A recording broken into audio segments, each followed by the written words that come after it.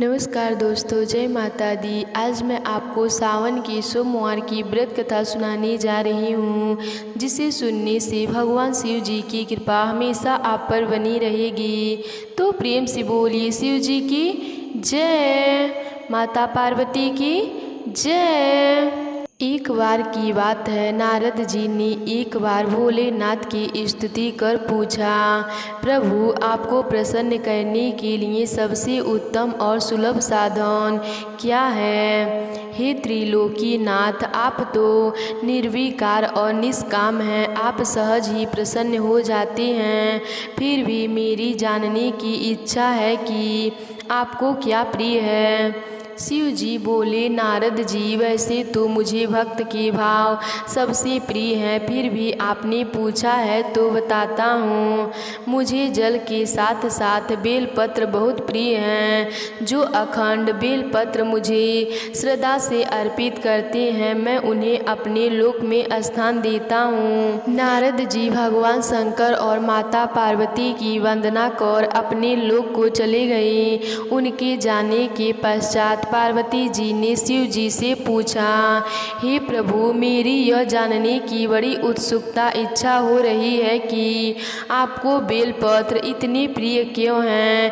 कृपा करके मेरी जिज्ञासा को शांत कीजिए। शिव जी बोले, हे शिवे, बेल के पत्ते मेरी जटा के समान हैं। उसका त्रिपत्र यानी 3 पत्ते ऋषि वेद, यजुर्वेद और सामवेद हैं। शाखाएं समस्त शास्त्र का स्वरूप हैं। बेल वृक्ष को आप पृथ्वी का कल्प वृक्ष समझें, जो ब्रह्मा विष्णु शिव रूप हैं। हे पार्वती, स्वयं महालक्ष्मी ने शैल पर्वत पर बेल वृक्ष रूप में जन्म लिया था, इस कारण भी बेल का वृक्ष मेरे लिए अप्रिय है। महालक्ष्मी ने बेल का रूप धरा, यह सुनकर पार्वती जी कौतूहल में पड़ गईं।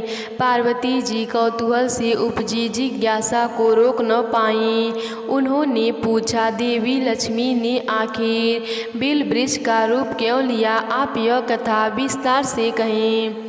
भोलेनाथ ने देवी पार्वती को कथा सुनानी शुरू की। हे देवी, सतयुग में ज्योतिष रूप में मेरे अंश का रामेश्वर लिंग था। ब्रह्मा आदि देवों ने उनका विधिवत पूजन अर्चन किया था। इसका परिणाम यह हुआ कि मेरे अनुग्रह से वाणी देवी सबकी प्रिया हो गईं। वह भगवान विष्णु को सतत प्रिय हो गईं। मेरे प्रभाव से भगवान केशव के मन में वाग देवी के लिए जितनी प्रीति उपजी हुई, वह स्वयं लक्ष्मी जी को नहीं भाई। लक्ष्मी देवी का श्री हरि के प्रति मन में कुछ दुराव पैदा हो गया। वह चिंतित और रुष्ट होकर चुपचाप परम उत्तम श्री शैल पर्वत पर चली गईं। वहाँ उन्होंने तप करने का निर्णय किया और उत्तम स्थान पर चयन करने लगीं। महालक्ष्मी जी ने उत्तम स्थान पर निश्चय करके मेरे लिंग विग्रह की उग्र तपस्या प्रारंभ कर दी। उनकी तपस्या कठोरतम होती जा रही थी। हे परमेश्वरी, कुछ समय बाद महालक्ष्मी जी ने मेरे लिंग विग्रह से थोड़ा ऊर्ध्व में एक वृक्ष का रूप धारण किया। अपने पत्तों और पुष्प द्वारा निरंतर मेरा पूजन करने लगी। इस तरह महालक्ष्मी ने कोटि वर्ष 1 करोड़ वर्ष तक घोर आराधना की, अतः उन्हें मेरा अनुग्रह प्राप्त हुआ। मैं वहाँ प्रकट हुआ और देवी से इस घोर तप की आकांक्षा पूछ कर वरदान देने को तैयार हुआ। महालक्ष्मी ने मांगा कि श्री हरि के हृदय में मेरे प्रभाव से वाग देवी के लिए जो स्नेह हुआ है वह समाप्त हो जाए। शिव जी बोले, मैंने महालक्ष्मी को समझाया कि श्री हरि के हृदय में आपके अतिरिक्त किसी और के लिए कोई प्रेम नहीं है। वाग देवी के प्रति उनका प्रेम नहीं अपितु श्रद्धा है। यह सुनकर लक्ष्मी जी प्रसन्न हो गईं और पुनः श्री विष्णु के हृदय में स्थित होकर निरंतर उनके साथ विहार करने लगीं। हे पार्वती, महालक्ष्मी के हृदय का एक बड़ा विकार इस प्रकार दूर हुआ। इस कारण हरि प्रिया उसी वृक्ष रूप में सर्वदा अतिशय भक्ति से भरकर यत्नपूर्वक मेरी पूजा करने लगी।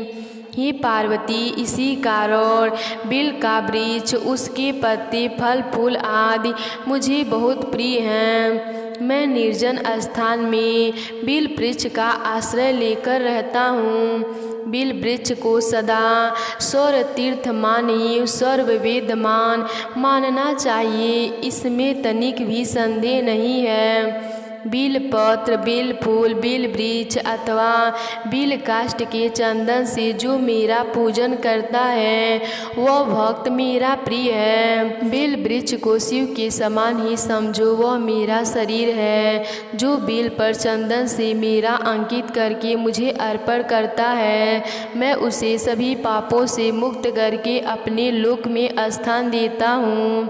हे देवी, उस व्यक्ति को स्वयं लक्ष्मी जी भी नमस्कार करती हैं जो बिल से मेरा पूजन करते हैं। जो बिल मूल में प्राण छोड़ता है उसको रुद्र देह प्राप्त होता है। मेरी पूजा के लिए बेल के उत्तम पत्तों का ही प्रयोग करना चाहिए। तो प्रेम से बोलिए शिव जी की जय, माता लक्ष्मी की जय। अब सुनते हैं शिव जी की दूसरी कहानी, शिव जी के प्रिय भक्त की कहानी। किसी गांव में एक विधवा स्त्री रहती थी। वह बहुत ही गरीब थी। उसका नाम पारो था। पारो के एक पुत्र था। पारो इतनी गरीब थी कि घर में 4 बर्तन भी ढंग के नहीं थे। पारो का पुत्र अभी छोटा था। सब ने पारो के बेटे का नाम नसीब रखा था, पर वह इतना बदनसीब था कि उसके पैदा होने के कुछ समय बाद ही एक बीमारी से उसके पिता की मृत्यु हो गई। पारो घरों में चौका बर्तन आदि करती थी, उसे पाला करती थी। उसे पक्का विश्वास था कि नसीब बड़ा होकर उसके सारे संकट दूर कर देगा और उसका बुढ़ापा चैन से गुजरेगा। इसी आस में रात दिन मेहनत करके वह अपने बेटे को पाल रही थी। नसीब छोटा था किंतु समझदार बहुत था। संयम और धीरज की उसमें कमी नहीं थी। किसी भी बात को गहराई तक जानने की उसमें प्रबल उत्सुकता थी। एक दिन की बात है, उसने अपनी माँ से पूछा, माँ हम इतने गरीब क्यों हैं? तब उसकी माँ ने कहा, बेटा यह सब तो ईश्वर की मर्जी है। दुखी स्वर में पारो ने कहा, सब नसीब की बात है। पर नसीब यह उत्तर पाकर संतुष्ट नहीं हुआ। वह बोला, ईश्वर की ऐसी मर्जी क्यों है? तब पारो ने कहा, बेटा यह तो ईश्वर ही जाने। तब उसके बेटे ने कहा, अगर ईश्वर ही जाने तो ठीक है, मैं ईश्वर से ही पूछूंगा कि हम इतनी गरीब क्यों हैं। अब माँ मुझे यह बताओ कि मुझे ईश्वर कहाँ मिलेंगे? पारो तो वैसे ही परेशान रहती थी। उसकी बातों से तंग आकर उसने कह दिया, वह जंगलों में रहते हैं, लेकिन तुम वहाँ मत जाना। लेकिन नसीब मन ही मन में वह जाने का इरादा कर बैठा कि वह ईश्वर को ढूंढेगा और उनसे पूछेगा कि आखिर हम इतने गरीब क्यों हैं। एक दिन नसीब जंगल की ओर चल दिया। जंगल घना और भयानक था। चलते चलते नसीब बुरी तरह थक चुका था, मगर भगवान की परछाई भी दिखाई नहीं दी। अतः थक हार कर वह एक पत्थर की शिला पर बैठ गया और सोचने लगा कि भगवान तो यहाँ कहीं नहीं है। आखिर गरीबी कैसे दूर होगी? संयोगवश मृत्यु लोक का भ्रमण करते करते भगवान शिव और माता पार्वती उधर से ही निकले। उन्होंने जब बच्चे को वहाँ बैठा देखा तो उन्हें बड़ी आश्चर्य हुआ कि वह इतने अबोध बालक इस विहार जंगल में क्या कर रहा है। तब भगवान शिव ने बालक से पूछा, तुम कौन हो बेटे और इस जंगल में क्या कर रहे हो? नसीब ने कहा, मैं ईश्वर को ढूंढ रहा हूँ। ईश्वर को? पार्वती माँ चौंकी और पूछा, मगर क्यों? ईश्वर से तुम्हें क्या काम है? तब उसने कहा, मैं उनसे पूछना चाहता हूँ कि हम इतने गरीब क्यों हैं? दूसरों की तरह हम पर भी भाग्य की कृपा क्यों नहीं है? नसीब ने निर्भीकता से उत्तर दिया। माँ पार्वती और भगवान शिव उस बच्चे का साहस देखकर बहुत प्रसन्न हुए। माँ पार्वती तो करुणा की सागर हैं, उन्हें उस बच्चे पर बड़ी दया आई और माँ पार्वती भगवान शिव से कहने लगी, प्रभु इस बालक का कुछ कीजिए। तब भगवान शिव ने कहा, हम कुछ नहीं कर सकते पार्वती, क्योंकि इसके भाग्य में यही सब लिखा है। भाग्य देवता के लेख के अनुसार इसे ऐसा ही जीवन भोगना है। तब माँ पार्वती ने कहा, नहीं नहीं स्वामी, आपको कुछ करना ही होगा। माँ पार्वती हट करने लगी। तब भगवान शिव ने कहा, जिद न करो पार्वती, यदि हम उसे कुछ भी दे दें तो वह इसके पास नहीं रुकेगा। इसे वैसा ही जीवन जीने दो जैसा इसके भाग्य देवता चाहते हैं। तब माँ पार्वती ने कहा, नहीं प्रभु, इसकी गरीबी दूर करने के लिए आपको इस पे कृपा करनी ही होगी। जब माँ पार्वती जिद करने लगी तो भगवान शिव ने बच्चे को एक हार दे दिए। हार पाकर नसीब बहुत प्रसन्न हुआ और खुशी खुशी अपने घर को चल दिया। माँ पार्वती संतुष्ट थी कि उन्होंने एक अबोध बालक की मदद की और अब उसके दिन सुख से कटेंगे। लेकिन त्रिकालदर्शी भगवान शिव जानते थे कि यह हार उसके पास नहीं रहेगा। चलते चलते नसीब के पेट में अचानक दर्द उठा और वह स्वच्छ के लिए इधर उधर देखने लगा। उसने भगवान शिव का दिया हुआ हार पत्थर की एक शिला पर रख दी और झाड़ियों के पीछे चला गया। किंतु तभी एक चील वहीं से उड़ते हुए आई और उसने उस हार को उठाकर उड़ गई। अरे मेरा हार! सब कुछ भूलकर लड़का चील के पीछे भागा, मगर कब तक उस चील का पीछा करे, कैसे पकड़े? उसे एक दो बार पत्थर उठाकर उसने चील को मारने की कोशिश की, किंतु चील अधिक ऊंचाई पर थी। कुछ ही पलों में चील उसकी नज़रों से ओझल हो गई और वह बड़ा दुखी हुआ और रोते रोते वह अपने घर की ओर चल दिया और घर पहुंचकर उसने अपनी माँ को सारी बात बताई। मगर पारो को उसकी बात पर बिल्कुल भी विश्वास नहीं हुआ।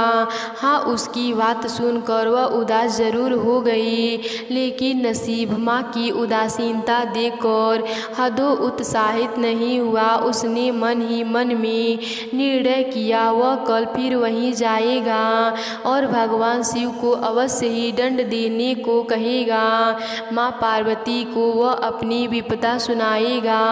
उसे विश्वास था कि भगवान शिव उसकी बात जरूर सुनेंगे और वह दूसरे दिन फिर वहीं जंगल में जा पहुंचा। भगवान शिव ने माँ पार्वती से कहा, देखो उसके पास हार नहीं रहा। उसे एक चील ले उड़ी और दूसरा हार पाने व उस चील को दंड दिलाने की इच्छा के लिए यहाँ फिर आज आ गया। तब माँ पार्वती ने फिर भगवान से प्रार्थना की, भगवान आप चाहे चील को दंड दें या ना दें, किंतु इस लड़के की सहायता करके इसकी इधर घंटा अवश्य दूर करें। तब भगवान शिव ने कहा, अब हम कुछ नहीं कर सकते। देवी, यदि तुम जिद करती हो तो हम ब्रह्मा जी से कहते हैं, वही इस बालक की सहायता करेंगे। यह कहकर भगवान शिव ने ब्रह्मा जी को बुलाया और सारी बातें बताकर आग्रह किया कि आप ही इसकी कुछ मदद करें। तब ब्रह्मा जी ने उस लड़के को हीरे की एक अंगूठी दे दी। लड़के ने अंगूठी जेब में रख ली और खुशी खुशी अपने घर चल दिया। उसने सोच लिया था अब एक पल के लिए अंगूठी को अपने से अलग नहीं करेगा। चलते चलते अचानक उसे प्यास लगी। वह सरोवर के किनारे पहुंचा और जैसे ही वह चुल्लू भर का पानी पीने के लिए झुका, वैसे ही उसकी जेब में से अंगूठी निकलकर पानी में जा गिरी और इससे पहले कि वह उसे उठाता, एक मछली उसे निगल गई। वह फिर से रोते रोते घर आया और माँ को सारी बात बताई। तब उसकी माँ ने कहा, बेटा, जब तक भाग्य में नहीं है तब तक कोई भी चीज़ नहीं रुकेगी। माँ ने उसे दिलासा देते हुए कहा, जब भाग्य देवता खुश होंगे तो मिट्टी भी सोना बन जाएगी, मगर इस प्रकार किसी के देने से हमारी गरीबी दूर नहीं होगी। उसे समझाकर माँ अपने काम में लग गई, मगर नसीब भी हार मानने वाला नहीं था। उसने मन ही मन सोच लिया कि वह कल फिर वहाँ जाएगा। तीसरे दिन वह फिर वहाँ गया। भगवान शिव और माँ पार्वती उसका यह साहस देखकर बहुत खुश हुए। तब भगवान शिव ने इस बार ब्रह्मा जी के पास जाकर बात की कि यह बालक तो बड़ा साहसी है, इसका कुछ उद्धार किया जाना चाहिए। तब ब्रह्मा जी ने सलाह दी कि हमें भगवान विष्णु जी के पास जाना चाहिए, यही इसका कोई हल बताएंगे। भगवान शिव और ब्रह्मा जी भगवान विष्णु के पास पहुँचे। पूरी बात सुनकर भगवान विष्णु ने नसीब को कुछ हीरे दिए। हीरे पाकर वह बहुत खुश हुआ और इस बार बिना कहीं रुके सीधे अपने घर जाने का निश्चय किया, क्योंकि 2 बार चीज़ें खो चुकी थी। जब वह घर पहुंचा, माँ घर पर नहीं थी, अतः उसने वह हीरे एक लोटे में रख कर कोने में छिपा दिया और माँ को ढूंढने निकल पड़ा।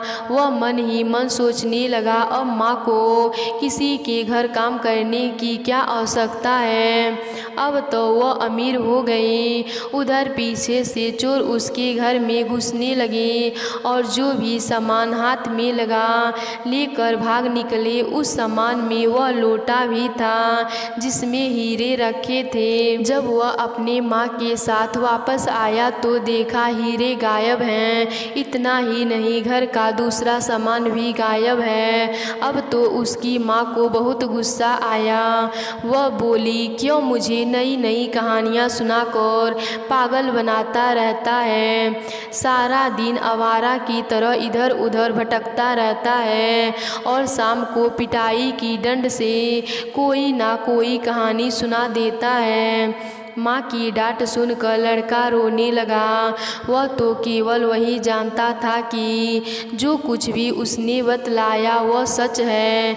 डांट खाकर लड़के की हिम्मत और बढ़ गई और अगले दिन फिर उसी स्थान पर जा पहुँचा। भगवान शिव सोचने लगे, इस पर इतनी मुसीबतें पड़ी लेकिन इसने हिम्मत नहीं हारी, इसीलिए वह बहुत प्रसन्न हुए और भाग्य की देवी के पास जाकर बोले, यह लड़का बहुत हिम्मती साहसी वाला है और धीरज वाला है। ऐसा व्यक्ति अभागा नहीं हो सकता, इसे कुछ दे दो। आज्ञा पाकर भाग्य की देवी ने नसीब को सोने का एक सिक्का दिया।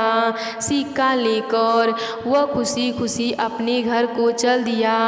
जब उसने घर जाकर वह सिक्का अपनी माँ को दिया तो उसकी माँ बहुत खुश हुई।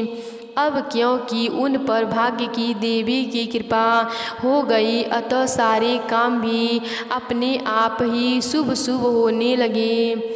दूसरे दिन एक मछली वाला उनके गांव में मछली बेचने आया तो लड़के ने वही सिक्का देकर मछली खरीद ली। उसकी माँ ने मछली के पेट चीरा तो वह अंगूठी निकली जो ब्रह्मदेव ने उसे दी थी और उसके जेब में से तालाब में गिर गई थी। माँ ने अंगूठी संभाल कर रख दी। फिर वह अपने बेटे से बोली, जा बेटा, जंगल से थोड़ी लकड़ियाँ काट कर ले आ, घर की ईंधन बिल्कुल नहीं है। लड़का कुल्हाड़ी लेकर जंगल की ओर चल दिया। वहाँ जाकर जिस पेड़ पर लकड़ी काटने के लिए चढ़ा, वहाँ उसी चील का घोंसला था। उसका हार उठा कर ले गई थी। लड़के ने देखा चील आसपास कहीं नहीं थी। उस लड़के ने अपना हार उठा लिया और जो भी थोड़ी बहुत लकड़ियाँ पेड़ के नीचे पड़ी थीं उन्हें उठाकर घर की ओर चल दिया। माँ हार पाकर बहुत खुश हुई। अब तो देखते ही देखते उनके दिन बदल गए। घर में किसी भी चीज़ का अभाव नहीं था। फिर भगवान की कुछ ऐसी करनी हुई कि जो चोर उसके घर से गहने चुरा कर ले गए थे, उन्हें सपने में भगवान शिव ने चेतावनी दी कि जो हीरे उस लड़के के घर से चुरा कर लाए हो वे तुरंत वापस कर दो, वरना तुम्हारा सर्वनाश कर दूंगा। चोर उसी दिन हीरे उसके घर पर दे गए और अपनी गलती के लिए माफ़ी भी मांगी। इस प्रकार भगवान शिव की कृपा से उस अभागे का भाग्य चमक उठा। अब उनके घर में किसी भी चीज़ की कमी नहीं थी और उनकी गरीबी सदा के लिए दूर हो गई। इस प्रकार माँ बेटे ने शिव जी की कृपा पाकर बहुत प्रसन्न हुए और माँ बेटे दोनों ही शिव जी की पूजा पाठ करने लगे, शिव जी के व्रत करते और शिव जी की कथा कहानी सुनने लगे। तो प्रेम से बोलिए शिव जी की जय, माता पार्वती की जय।